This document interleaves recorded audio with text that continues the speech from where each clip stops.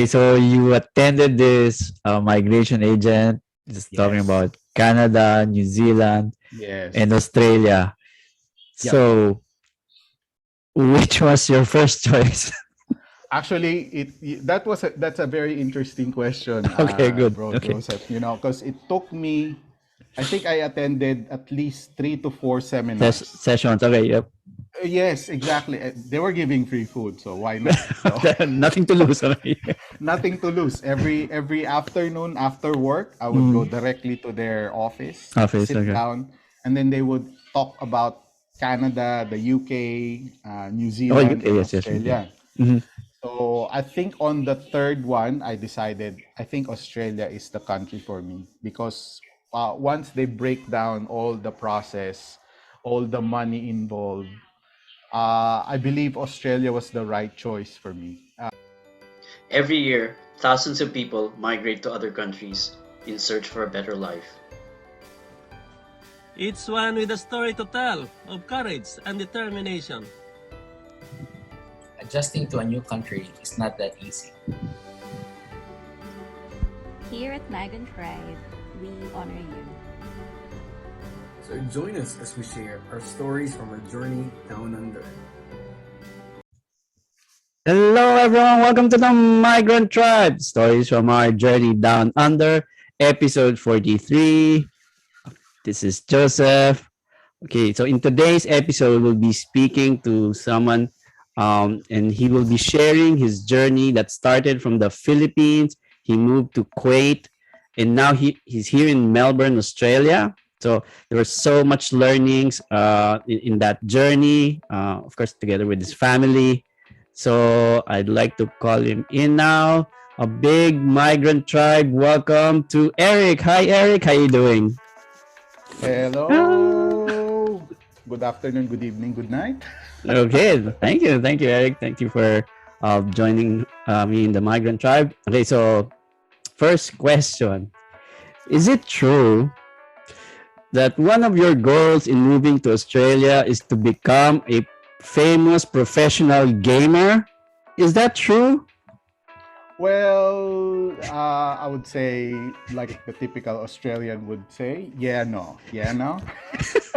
Because I think that would be a very hard profession to pursue. To get into. To Okay. get into, especially. Okay. Thank you for your honesty. Yes. Yes. But it's still there. Okay, but if ever that would. Yes. Every now and then, I still do online streaming. I still do game with no viewers, but it's a it's a hobby that I Yeah. usually do. Yes, So. and it's growing. Okay, so take us back now. Okay, on your first leg of your journey, you went to Kuwait. So tell us, what was the reason for moving to Kuwait? What was the Okay. background? Yep. Give us a background on that. Going backwards, no, that was way back. I'd say 2009. Mm-hmm. No, not really 2009, but somewhere back then. Around that time. One Yep. of the one of, can't remember now. One of the main reasons why I moved out of the Philippines back then was the stagnation kasi medyo alam naman in the Philippines you work and then you keep working pero you get nowhere unless talagang you do like under the table and all Right. that other stuff, Yes. alam naman ng mga Pilipino yan, pero if you just do your regular 9 to 5 job, it won't get you anywhere. So back then my father has seen my condition and Mhm. what I was doing for the longest time. Mhm. So he because my father is a veteran OFW eh. Yep. So Yep. Saudi, and then back that time when I was working na, he was moved to Kuwait. So Okay. he said, bakit hindi mo subukan sa Kuwait? And Kuwait, then yep. there are a lot of opportunities for you there. So jumped into Kuwait. Mhm. He was able to get an employer for me. Well, I think it's by God's grace na rin Good, during yes. that time na kasi he met that guy on the plane going back to the Philippines for vacation. And then that Okay. same guy was going to the Philippines to hire people. Okay. So I Okay. wasn't on the list of persons to be interviewed, Uh-huh. but my father, because my father met him and talked to him over the plane. On the plane, yep. They were both Again, Batangueños. okay. So he told them, why not give my son a try and talk to him, and maybe he can get a job in your company. If you don't mind So me that asking, what field are we talking about? In what field? so my first employer was in architectural joinery. So Okay, we do architecture. Okay, cool, manufacturing. cool. Okay, go ahead. Yep. So he was about to hire draftsmen in the Philippines to Mhm. bring to Kuwait. And then during that time, my father talked to him over the plane, and Mhm. I think everything just fell into place. So during those periods, I was just slaving away back in the Philippines, and then Mhm. tried my luck in Kuwait. And that was around 2009. And Mm. correct me if I'm wrong. You were still single back then? Yes, very Okay. much. I'll continue. So So so you got your visa. You obviously you got the job. yes. So tell us, how was your life, and eventually how marriage came into the picture? How was your Yes. life in Kuwait? So when I first got into Kuwait, because I was laking Middle East, if they would say, most people would say, Okay. kasi back when we were in high school, or back in the days 1990s, we were living in UAE. I was living in Abu Dhabi. Okay, I okay. did my grade 6 or my year 6 in Abu Dhabi, finished my whole high school there. So Okay. I know the Middle East. Okay, It's so it's not nothing Kuwait new to you. specific. Okay. Exactly, Okay. exactly. So the culture, the Mm-hmm. people, the food, everything is not. It's very familiar. So when I moved into Kuwait, the only difference was Kuwait was 3 times or 4 times hotter than UAE. Okay. So that's the only Okay. difference. Okay. But everything else, from the smell to the food, Food it's exactly the same. So and culture very different, very same, culture almost was the same, very similar. similar. Yep. It's almost the same as UAE. It's not as open as UAE, because UAE has some of the restricted foods, Practices. like Yeah. yes, they have pork, they have liquor, they have alcohol, every kind of alcohol they have in UAE. But in Kuwait, it's the black market where you can only buy Those those goods. goods. It's still Oh. existing because there were American occupation during the Iraq Gulf and War. Kuwait. Yeah. Yes, the The Gulf Gulf War. War. Yeah. So during that time, there were American bases and other European bases in Kuwait. So Mhm. the food from the They brought US in and those. exactly. So it's still available. So life in Kuwait was not as difficult as what I would imagine, because my father was there. Oh, good. I was guided and mentored by my father. That's good. The only issue there when I got to Kuwait was the first company that I got into. I never knew that their situation was that bad. I'm not pulling them down, but Yes. that was one of my most toughest employment Situation. yeah, because most of the time where our salaries were getting delayed, it's not uncommon in the Middle East to have your salaries being delayed, but that was my Okay. first time. That was my first time as an employee. Uh-huh. It's good that my father was with me, because Okay. back in the days when I first started in the Middle East in Kuwait as an OFW, Mhm. there were times that a month's salary we will not get. Oh, And wow. imagine, how would you pay rent, Exactly. food, transportation, Exactly. and keep working if you're Mhm. not getting paid for a month? And then worst case, 2 months. It came to a point even 3 months. Wow. So I was very lucky. So your employer was Kuwaiti? Yes. Okay. The ironic part there was the Yes. owner of the company is the royal family. Okay. Okay. They're the You'd think ruling that family of Kuwait. you'd think that they wouldn't run out of money. Exactly. They are the Okay. ruling family of Kuwait, and yet some of the companies that they rule over are not well taken care of. We are Oh, like wow. one of the many only. but to think that every other company that they own is Mhm. well taken care of. But like they don't really make money out of our on that particular side of the business because they use the same company to Uh-huh. build their own furnitures, to build and to make their houses beautiful. So some of the jobs that we do are pro Oh, bono. okay. Are just So for the royal family. it's for the royal family. You can't say no, even though Of you're not course, of course. earning profit from that. You can't say no because it's the royal family. So that was like Oh.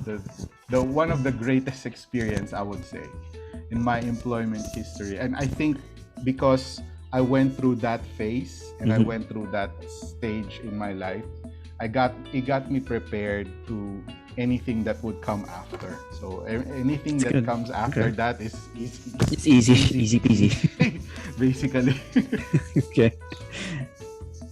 Oh, okay. So those in that kind of happened, and you were with your initial employer for how Yes. many years? I I I stuck with them for 4 years 4 because years. there was always a glimmer of hope that That they you would actually, we can change. actually pay you. Yes, because every now and then, like everybody would threaten to resign Mm, because we were delayed for almost a month or a a month month. and a half, and then the managers will say, okay, it's okay, we'll accept your resignation, but we'll pay you first. So Oh, once okay. people get paid, once Yes. people get paid, they will not leave. They will not So hesitate. Yeah. it's no, it's like a carrot on a stick, and then Okay. they were driving all the donkeys Uh, in such a way that yeah, you keep working, we'll keep paying you even though it's delayed, but you know, And we'll take care of you at some point. eventually. Eventually. um. So wait, I'm curious. And obviously you were able to find another job. So I guess my Yes. question is wasn't your visa just focused on one employer, or did you have to reapply your visa with a new employer? Is that how it works? So the way OFW in the Middle East works Mm-hmm. is if you find another employer, your visa is gonna get transferred from one sponsorship to another. Another, yes. So the only way for you to secure your visa to be able to stay in the country is to find first an employer that will grant you a visa.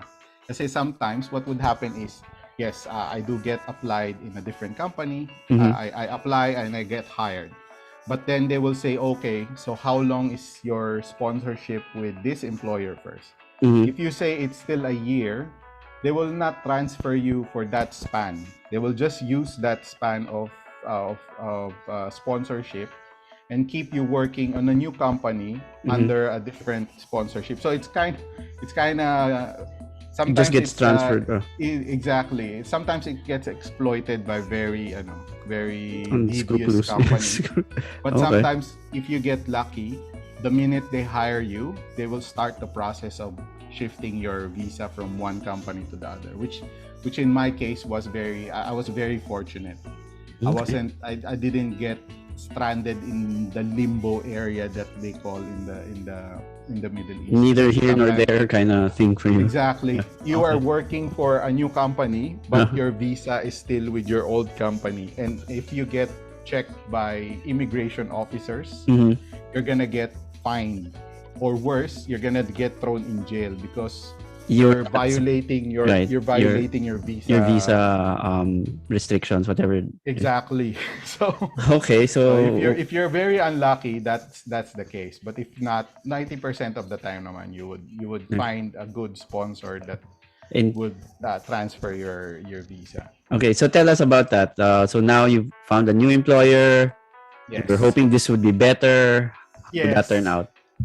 So after the first employer, I was hoping that the second one was good and it's Mm-hmm. gonna get me the experience that I would need Mm-hmm. to climb the ladder. Yep, yep. It was good for a year or so, Mm-hmm. but then like it's a small business. I left a big company, a big name company, Mm-hmm. and shifted to a small to medium sized company. It wasn't perfect. I've learned a lot Mm-hmm. during that transition because I moved from architectural joinery into interior design. So I Okay. was working side by side an actual interior designer, and the learnings and everything else was great. Okay. But during that time, because she's small, her business was small, Mm. the competition was so great. So I thought I was going from a 1 to 2 month delayed salary to To a year. an on the time salary, but it wasn't the case. Okay. And during that time, I was already on the verge of, like, planning to get my own family. I met I Wife. met Jean. Jean. Okay. I met Jean back then, during that time. But then during those times as well, we weren't getting, I wasn't getting paid on time. Again, Oh, okay. I thought I was gonna get lucky on the The second second time. Yeah. company, but no, it wasn't. So I had to make the tough decision during that time to either leave her company and move to another one, or stick with her and find something else, like do part-time jobs on the side. So Just to get money coming in. So yes, and exactly. so you stayed here the second floor for I stayed with her for right about a year and a half to a year and almost a half. 2 years. Okay. But during that time, I was able to get a glimpse, because during those periods when we start during that time that I was employed with her, I found out of a migration agent Jan. that is starting their company in the in Kuwait, particularly. And they were holding free seminars on how to get into Canada, New Oh, okay, okay. Zealand. So Australia. during that period that I was very down, Mm. and very a bit sad that my second company didn't work out, there Mm. was a small glimpse of hope that maybe the Middle East wasn't the country for me, For and us. this is like a training ground for me to get somewhere else. So around this time, you were already married to your wife, Jean. Yes. So during Okay, this so you time, met you met each other in Kuwait. She, we met each other in Kuwait, Mhm. and then we got married 2009. Oh, okay.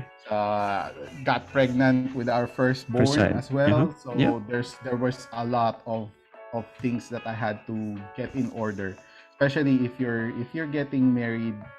If you found your wife in the Middle East and you're both Yes. single, you get Uh married in the Philippines, and then you travel back there, huh. there's a lot of paperwork that you need to get in order so that you can Oh. actually stay Stay together together as couple. as a couple, as a married couple, even though you know that you are legally married. Because yeah, you have a marriage license and all that, right? Yes, with all of that paperwork that you have in the Philippines, you have to prove that there, because it's a Muslim country.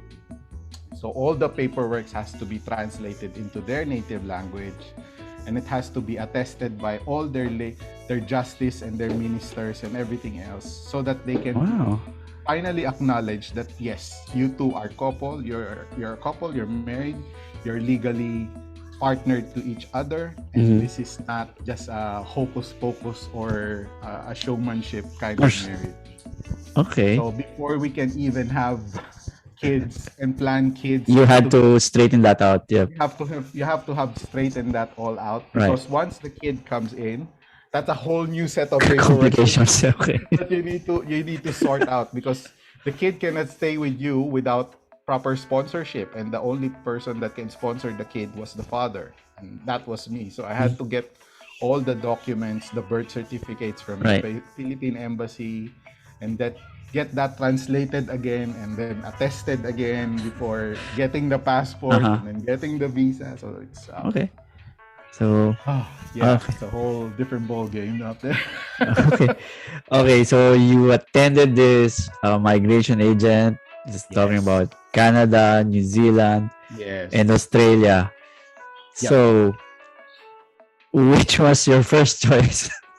Actually, that's a very interesting question, Okay, good. bro Okay. Joseph. Because it took me, I think I attended at least 3 to 4 seminars. Sessions. Okay. Yep. Yes, exactly.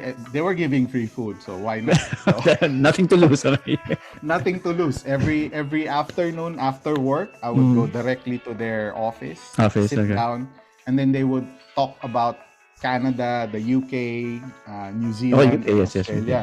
Mhm. So I think on the third one, I decided I think Australia is the country for me because once they break down all the process, all the money involved, I believe Australia was the right choice for me. That was the most Looking, viable for you. Okay. yes, it was the most viable. I wasn't earning that much back then, Mhm.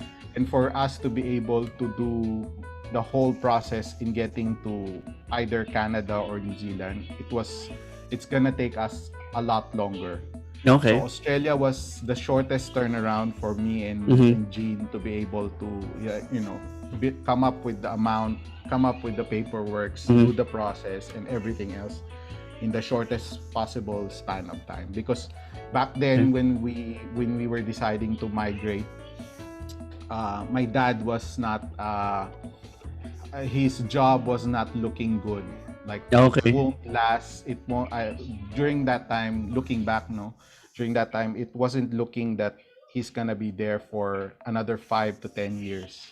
Okay. So migration was our like our last shot at Mhm. getting them retired properly, and then Correct. Correct. us being able to take care of our own family Family. without Correct. their Correct. help. Because back then in Kuwait, they were still helping us. Like they were helping us tremendously. They were taking care of the kid while I was working and Working. Yep. Jean was working You and were my both dad was full time working. working. Yep. Yes. So the only way for you to survive and to be able to do that was, and for me and Jean to survive is actually for both of us to work, Mhm. plus my father to help out. Okay. And I'm very grateful for everything that they have done during the past 10 years. 10 years, Mhm. Brad.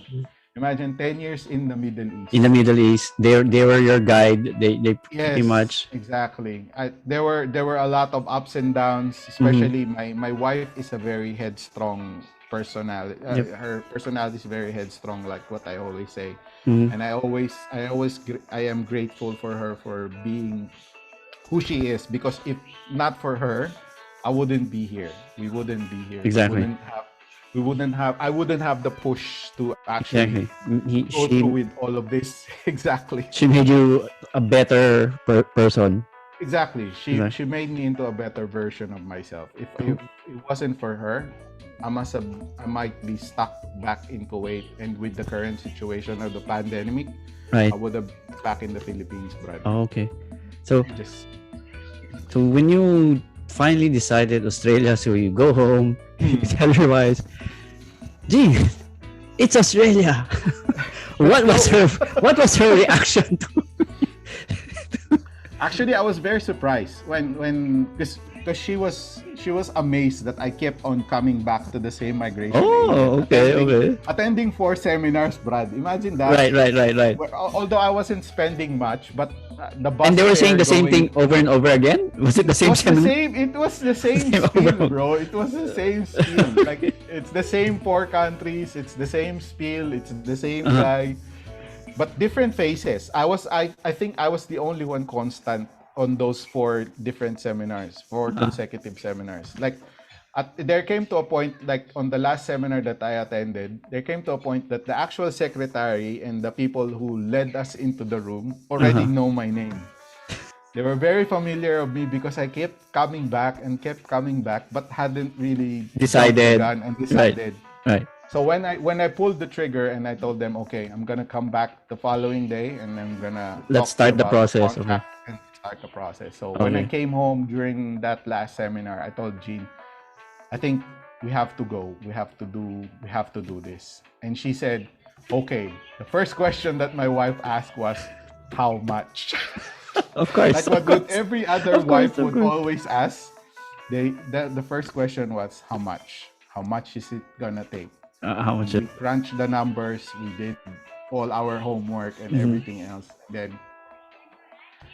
And then we started the process. The following meeting that I've set up with the migration agent, I told them, okay, let's do this. And I know that you are new kasi they're very new in jumping into Right. Kuwait. They were very new as migration agent in that country, but they were already popular like in different areas, like in India or in Singapore. Okay. They have their offices back in different countries already, but Kuwait was the first trial that they wanted to do, and they wanted to get some good people from Yep. there to migrate. So when I came back, I told them, okay, I'm gonna sign the contract. I'm gonna do the process and run me through the whole thing. So Okay. they gave me the figures. It was still cheaper to go to Australia Compared to the other two. compared to going to Canada, Brad. Kasi like the two options were at the end of the day, the two options was either Canada or Australia. Mm-hmm. In Canada, you have the so-called landing fee, or what everybody else calls it, the show money. Show money. Yes. The show money was Proof. Oh, yes. proof of your Capacity living expenses, to- yeah. capacity Yep. to stay there without having worked for 3 or 4 months. Yep. That was too much for us. We couldn't afford That amount. to, Yep. to be able to come up with that amount in Mhm. less than 2-3 years. So Australia didn't ask for anything Yep. like that. So we pushed forward to Australia. You did the points test. You qualified. Exactly. Did the points test, the IELTS, and then medical, the whole 9 yards, bro. Mhm. And I think the whole total cost would be roughly back then, roughly $500,000. Took Mhm. us $500,000 pesos, man. Okay. We were still amazed when we were talking, like when we first finished our first year here in Australia. Me and Gene were talking like how hard it was for us to come up with $500,000 pesos back there in the Middle East. But here, it's very easy to come up with $500,000 pesos Yes. in 1 year. Yes. It took Yes. us 2.5, almost 2 years To recoup. come up with all the funds and everything before we can actually move. Okay. A long And process. Australia was like the right country for us, looking at the pros and cons and everything, weighing up everything else. So. And let's say back then, you're still in Kuwait. What did you know about Australia? What was something? Did you, or was it very foreign to you? Na? It was actually very foreign. It was like the only part of Australia that I have known personally is Sydney, because of the Sydney Harbor. Yes, Opera That's House. Opera House. That's it. That's pretty much all I it. know. That's pretty much it. And- And then when I did my research, Mhm. it came up to be during that time, Mhm. Melbourne was one of the most livable city. And did That was like, yeah, was it also like, did it have a good fit on the type of work that you did that also come into yes, to play? yes. Actually, it played a big part, because when I was applying for the visa, Uh-huh. they told me that yes, you can shift from what you're doing right now here in the Kuwait, in the Middle East, to what you actually want. So I wanted to be an engineer. I want to practice my profession because I'm a civil engineer Civil, yep. by education. When I graduated back in the Philippines. But after I graduated from my school, I have never worked in my Okay. entire Field. career in engineering. I've always been either in architectural, Okay. joinery manufacturing, or interior design. Oh, okay. So when they told me, yes, Australia would be a good fit for you, you can shift your career from here to there, you can change your job from here to there, no Right. questions asked. So that was one of the attracting, like one of the plus points for me back then. So that's what the migration agent told me. So you had to go through the Engineers Australia thing? Yes. So Yes, all okay. my paperworks had to be Yes. evaluated. I had to Yes. submit To qualify. 5-year work experience with all the graphs and the technicalities explaining my job roles. Kahit hindi naman yun talaga yung tinatrabaho ko, because I know naman on That was what your training Yes. before, yep. So I was able to come up with a very convincing paperwork for Okay. Engineers Australia submit to actually Engineers evaluate. Australia. Exactly. And by God's grace, I know I think I might have been they are actually, they played a very big part. The migration agent played a very Yes. big part to be able to get all my documents in order and get it approved evaluated and approved by the different bodies that are Mhm. supposed to approve it. And there were a lot of back and forths doing the Yep. employment history and everything else. It took me And a year and a half. certification, the certificate. That's I think that's the one that takes time. You have to Oh, go to your a year employer and to a half, certify. a year and a half, bro, to complete and to get all my paperworks in order. A year and a half to just gather it and collect it, and then it took them only 3 months to evaluate, Well, at least it was fast. and it passed, and Okay. it passed because I was living proof that even though I wasn't working in the engineering field, I was able to convince them Then that I convince. worked in the engineering field. Yes, Immigration Australia that you will. So you qualified in the civil engineer. You know that usually they Exactly. have like Yes. the different So I was categories. able Yeah. to I was able to pass the engineering assessment of Engineers Australia, and I was given a visa subclass of 189. So independent, Yep. and So you it's could do not anywhere. tied up. Exactly. So I can land anywhere, I can work anywhere, and I can go roaming around anywhere. And I guess you're the civil engineer at back when you did apply was I guess it's one in the short list, was it? Yes. So Lucky you for were very me, fortunate. lucky for me, civil engineering back then was in the short list when I first started my application. Yep. And it was still in the shortlist 2 years after I finished my application, or because I think now it's taken out there, or maybe correct me if I'm wrong, but most of my friends that are trying to apply now, A civil engineer, they're having a bit of a hard time because you get that extra border points, control. right? That for Yes, and sometimes that's the difference to qualify for Oh, exactly. It helps. It helps if you're shortlisted in that category. profession fields. Yeah. Okay. Okay. So now you're moving to Australia. Australia it is. You're on your way to Australia. So for the family, what was okay? So it's you, Jean, and your daughter. So what was the biggest adjustment for the family moving to Australia? I think one of the biggest adjustment for us was I wouldn't say culture kasi it's very diverse here. Right. Like when we first landed, we stayed with my cousin in the west side. Yes. Yes. In Derrimut. And it was only that one of the greatest, like, I think looking back when I first landed, the biggest adjustment that we had to make, I guess, is not having people around too much. Like, kasi back in the Middle East, we have our parents. Parents, When okay. you come home, you have your parents there waiting They're for there, you. You have your friends and your family friends all just around the corner or just across the room, you know. When we got here, it was a very busy lifestyle for my cousin, or in particularly my cousin, because they were working. Both of them were full-time employees, my cousin and his wife. And then the kids were always in childcare. So when we got here, wala akong work. Kasi So- subclass 189. So you So don't you have to necessarily need to have an employer. So right. So you're free to find any job, not even in the Exactly. engineering field. Exactly. And they never told me that it was very hard to find a job. They were saying, yes, it's easy to find a job. Just submit it online. You don't need to be in person. But when I got here, it was completely different. It's completely the opposite.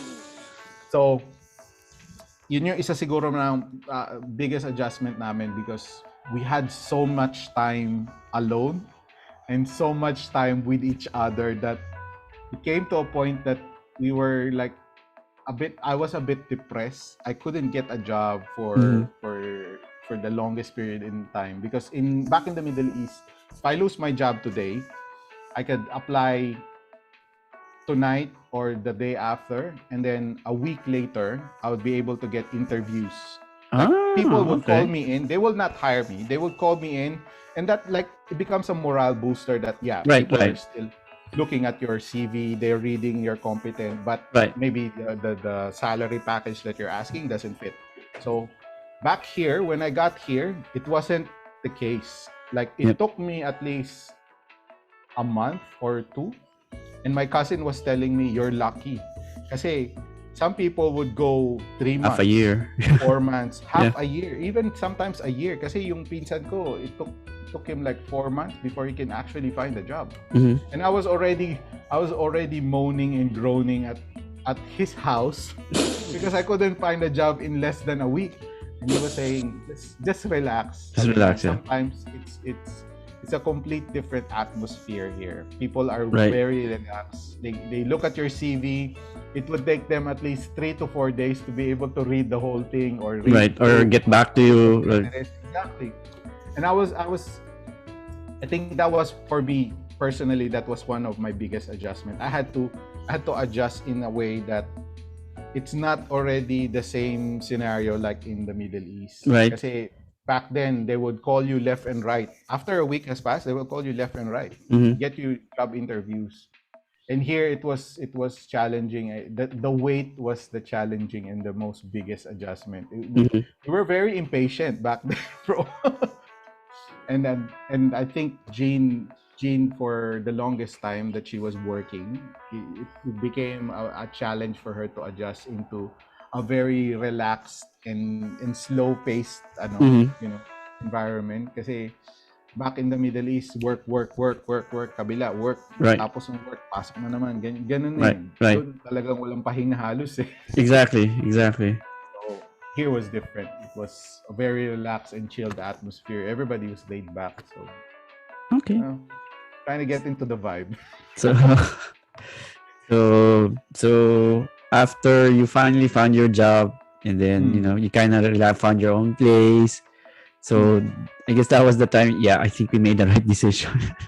Yeah, exactly. That's when it hit us that when we started working, we started getting our own place, and the kids starting to School. go to school, Yeah. and you would see the environment, you would see the workplaces.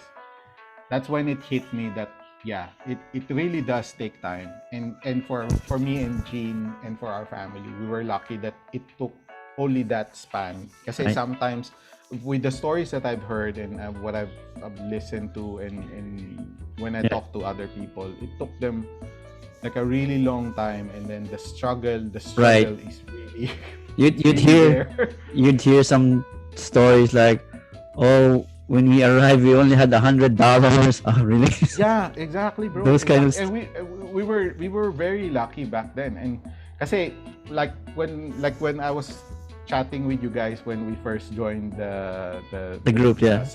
the Southwest chapter. Chapter, yes. When we came here, we only had, I think, a few. It's good to live for 2 months without work. That's the amount. Looking of back money now, okay? that- Looking back back. now, our pocket money was good for only 2 months. And if we can't find jobs in the span of 2 months, we're in deep trouble. Okay. Kasi when we got our approval for the visa, my wife said, "Let's go. Let's do it."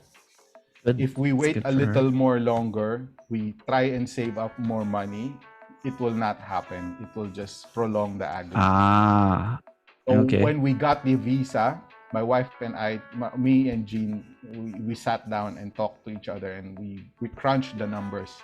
And she said, yes, with the savings that we have right now, we can go Let's there. go. Let's go. We can buy the tickets. Uh-huh. We can pay for So pretty much, accommodation for we're 2 talking about months. months from the time you receive your visa.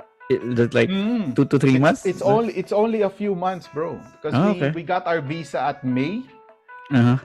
So we got our visa at May. We saved up until December, and then we planned by the following year, January. Planned To- for our tickets. Talked to my cousin for For temporary accommodation, so- accommodation. Here in And Melbourne. then we booked our flights.